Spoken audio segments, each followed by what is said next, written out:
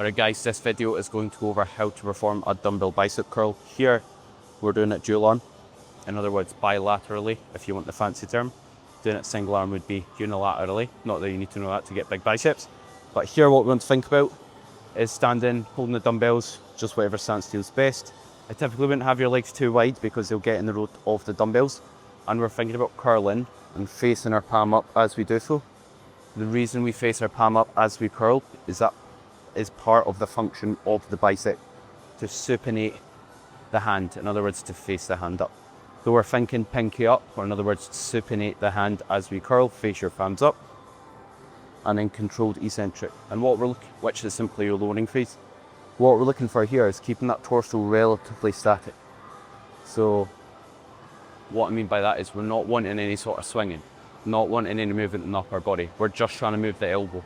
A good rule is if you're not trying to train something, keep it static. So, and what I'm also thinking about at the bottom is making sure I don't allow my upper arm to drift back a lot. Because see, if I'm here, there's very little tension throughout the first half of the movement. So instead, I'm thinking about driving my hand and elbow forward a little bit at the stretch to keep some tension on in that stretch position. And what that will basically do is allow you to make it challenging throughout the full rep. And this will train your bicep, brachialis, and also your brachioradialis, or your bicep brachii if you want the fancy term. So basically, we'll train your bicep and your forearm. So make sure you only move at the elbow joint, keep everything else pretty stationary throughout. We don't have any movement of the chest. Think about turning your pinky up as much as you can, and always have a controlled lowering phase, which will help keep you safe, get more from the movement, and also remain accurate with your form.